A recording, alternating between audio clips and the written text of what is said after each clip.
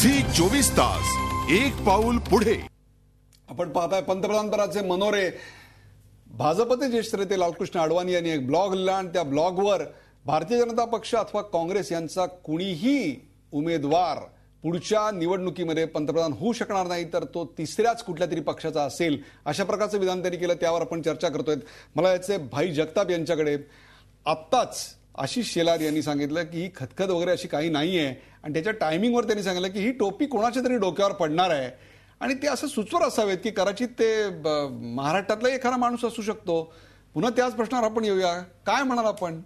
नाही, आशिष शेलार म्हणाले त्याच्यामध्ये खरं सगळं खरं म्हटले. ते टोपी कोणाच्या डोक्यात पडेल वगैरे वगैरे, म्हणजे टोप्या घालायची सवय असल्यामुळे ते असं म्हणत असतील कदाचित. परंतु मला मुद्दाम ह्या ठिकाणी सांगावंसं वाटेल, त्यांचं म्हणणं बरोबर आहे. त्यांच्याकडे लोकशाही आहे. म्हणजे येडियुरप्पाने धुवायचा केंद्रीय नेतृत्वाला, केवढी त्यांच्याकडे लोकशाही आहे.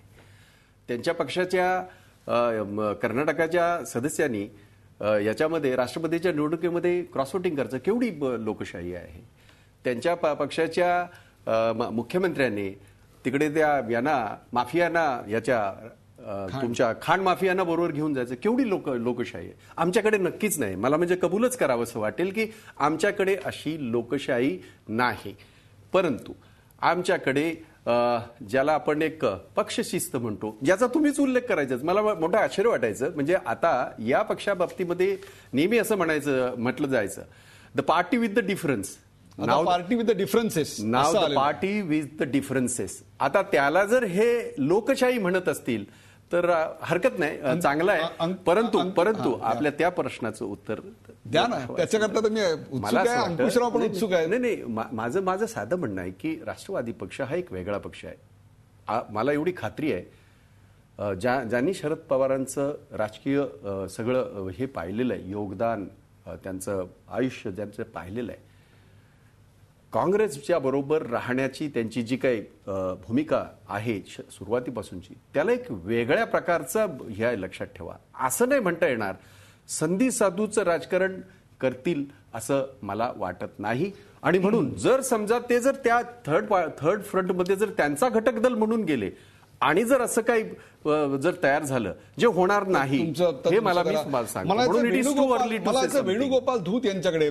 सर, मला सांगा की एक प्रकारे चांगलं सरकार येण्याकरता, देशाला चांगली दिशा मिळण्याकरता, आर्थिक रिफॉर्म्स ज्या सुधारणा चालू आहेत त्या सुधारणांना गती येण्याकरता, एक प्रकारे भारताची आत्ताची जी उद्योगांची आणि परदेशामध्ये असलेल्या आपल्या पत जी खालावते अशा प्रकारची एक प्रतिमा भारताची बाहेर निर्माण झाली, ती सुधारण्याकरता एक प्रकारे एका पक्षाचं सरकार असावं, एकाच पक्षाला ते संपूर्ण बहुमत मिळावं, एक स्थिरतेच्या दृष्टीनं भारताची वाटचाल व्हावी, असं एक उद्योजक म्हणून आपल्याला वाटत नाही का?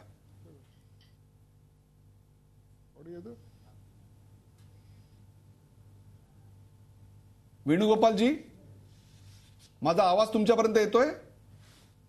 हा, येतोय. बोला ना. मला येतो आवाज. हा, मी तुम्हाला असा प्रश्न विचारलाय की देशाच्या स्थिरतेच्या दृष्टीनं, आर्थिक प्रगतीच्या दृष्टीनं, आर्थिक सुधारणांचा वेग कायम राहावा याकरता म्हणून एकाच पक्षाचं सरकार असावं, ते असं कडबळांचं सरकार असू नये, अशा प्रकारच्या अस्थिरतेनं इंडस्ट्रीला धोका निर्माण होतो असं नाही का वाटत?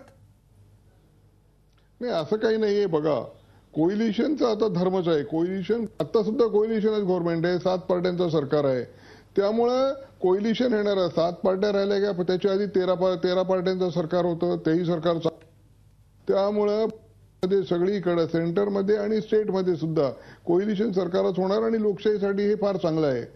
आणि इंडस्ट्रीसाठी आता सरकारवर जास्त काही विसंबून राहण्याची गरज राहिलेली नाही. इंडस्ट्री स्वतः काम करते, स्वतः काम करून लोकांना काम देते आणि देशाची GDP वाढ होते, त्याच्यामध्ये मदत करते. तरी पण स्थिर सरकार कधीही चांगलं मानलं जातं. परदेशी आणि स्थिर सरकार हे काही फक्त एका पार्टीने होत नाही, 10 पार्ट्या मिळूनही स्थिर सरकार देऊ शकतात. आणि आपल्या देशाचं नशीबच आहे, आपण बघितलेलं आहे की आपल्याला आतापर्यंत किती जरी कोइलिशन काही जरी झाले तरी स्थिर सरकार मिळालेले आहेत. आणि अशा रीतीने जर आपण प्रगती केली आणि इंडस्ट्रीने त्याच्यामध्ये जर भर टाकली तर देशाची प्रगती होणारच आहे, याबद्दल मला शंकाच नाही. त्यामुळे आता कोणतं जरी सरकार आलं तरी इंडस्ट्रीला काही प्रॉब्लेम नाहीये. दुसरी गोष्ट, मी परत सांगतो की लोकसभेची इलेक्शनला अजून वेळ आहे, परंतु अडवाणी साहेब हे फार मोठे राजकीय तज्ज्ञ आहेत. त्यांनी सांगितलं त्याच्यामध्ये काहीतरी दम असेल. मला तसं वाटत नाही, पण त्याच्यामध्ये जर दम असेल तर तसं होईलही. पण आता काही तशी परिस्थिती वाटत नाही, कारण मी सारखा दिल्लीला येत जात असतो आणि मला देखील काही थोडीफार समज आहे यामध्ये. पण तरी पण कोलिशन सरकार येणार आणि कोणत्या पार्टीचं सरकार आला तरी अडवाणींनी सांगितल्याप्रमाणे ज्या पार्टीचा टोटलमध्ये बहुमत मिळेल त्याचाच उमेदवार जो आहे, त्याचाच नेता जो आहे तो पंतप्रधान होणार. मला जायचं अभय देशपांडे यांच्याकडे. अभयजी, मला सांगा, एक प्रकारे भारतीय जनता पक्षामध्ये पंतप्रधानपदाचे दावेदार म्हणून मोदींना प्रमोट करणं चाललं होतं. एक प्रकारे मोदी समर्थकांना या ब्लॉगमध्ये चपराक आहे का? आहे नक्कीच आहे याच्यामध्ये की मोदी आज रालोआमध्ये जे घटक पक्ष सहभागी आहेत त्या कुठल्याही घटक पक्षांना आज, त्यातल्या अनेक घटक पक्षांना आज मोदी यांचं नेतृत्व मान्य नाहीये. आणि भाजपाच्या किंवा भाजपाचा पाठीमागून सूत्र हलवणाऱ्या ज्या संघटना आहे, राष्ट्रीय स्वयंसेवक संघ असेल, यांना मोदीत्व, हिंदुत्व, मोदीत्व याची जवळीक वाटते. परंतु हे घटक पक्षांना मान्य नाहीये आणि सध्याचं नेतृत्व त्याला कुठेतरी प्रोत्साहन देतंय की काय. अशा परिस्थितीमध्ये अडवाणींचं मला वाटतं हे टायमिंग जे आहे त्या नेतृत्वाच्या बद्दलचा जो प्रश्न घटक पक्षांनी उपस्थित केलाय त्याला खतपाणी घालणार आहे. आणि आता हे मगाशी आशिषजी म्हणाले की ते कोणाची टोपी घालतायत, कोणाच्या तरी आकांक्षाला, अपेक्षाला धुमारे फुटावेत म्हणून कदाचित अडवाणीजींनी हे केलं असेल वक्तव्य. मला वाटतं की विरोधी पक्षासाठी किंवा युपीएसाठी नाही, तर त्यांनी भाजपामधल्या काही ज्या आत्ताची परिस्थिती आहे त्या संदर्भात एक आत्मपरीक्षणाचा पूर्वीही सल्ला दिला होता. आजही ते त्या मृगजळातून बाहेर काढू इच्छित आहेत पक्षाला. त्यांनी आज भाजपाला किंवा रालोला, भारतीय जनता पक्षाला एक प्रकारे आत्मपरीक्षणाचा सल्ला अडवाणी देत आहेत. मला त्या आशिष शेलार यांच्याकडे. आशिषजी, मला सांगा, काय म्हणाल तुम्ही की इंडस्ट्रीला कुठलं सरकार आहे याच्याविषयी फारसं सोयरसूतक नाहीये. त्यांचं म्हणणं आहे इंडस्ट्री फ्रेंडलीच सरकार असणार, याच्याविषयी त्यांच्या मनामध्ये काही शंका नाहीये. दुसरीकडे अडवाणी तुमच्या पक्षात एकटे पडलेत का? त्यांना असे चपराक लावल्याशिवाय आपलं स्थान आता आहे हे दाखवल्याशिवाय पर्याय उरलेला नाही का? स्पष्टपणे बोला ना. मुळातच हे सगळे तुमचे दावे असतील, तुमच्या चर्चा असतील. भाजपसाठी अडवाणीजी श्रद्धेय नंबर 1चे आजही नेते आहेत आणि उद्याही राहतील, कालही होते.